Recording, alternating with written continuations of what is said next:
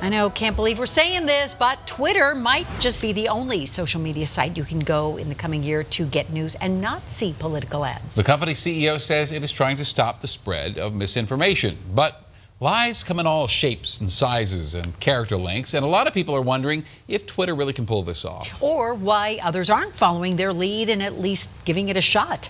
Denver 7's Jennifer Kovaleski with tonight's 360 report.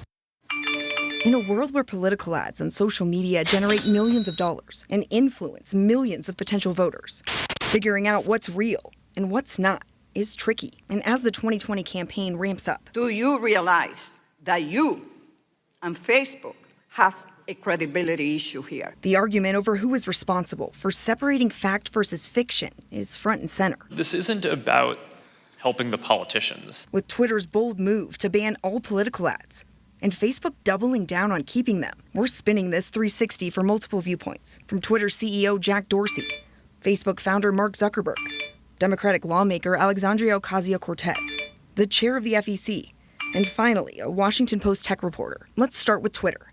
The social media platform did what Facebook won't. CEO Jack Dorsey posting, "We've made the decision to stop all political advertising on Twitter globally.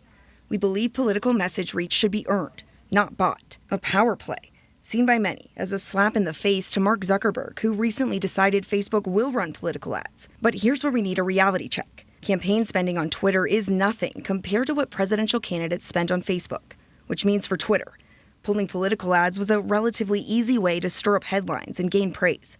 A similar move for Facebook wouldn't be so simple. In a democracy, I believe that people should be able to see for themselves what politicians that they may or may not vote for so are you saying, won't take them down. Just last week, Zuckerberg clashed with Democrats outraged over the policy. Zuckerberg doesn't think censoring politicians is right and could create a slippery slope. To which Democratic lawmakers like Alexandria Ocasio-Cortez fired back. Could I run ads targeting Republicans in primaries saying that they voted for the Green New Deal? Sorry, can you repeat that? So I'm just trying to understand the bounds here. What's fair game? I don't know the answer to that off the top of my head. Meanwhile, the chair of the Federal Elections Commission is also sharing her take, writing in a Washington Post opinion piece.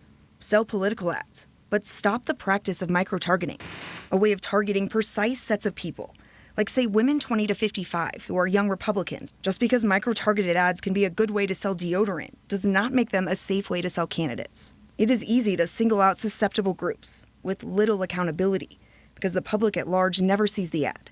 Despite the new ban on political ads, a response to concerns around how ads could be boosted and targeted to spread disinformation. This Washington Post tech reporter says there's still plenty of pressure on Twitter this election when it comes to false information. But it doesn't address, what happens when President Trump tweets something that's false, or when a Russian actor uses a normal Twitter account to spread a false statement. Jennifer Kovaleski, Denver 7. So what do you think? Is this a good first step? Is it a lost cause or an infringement on free speech? Let us know what you're thinking. Email us 360@thedenverchannel.com. You can also comment on our Facebook page.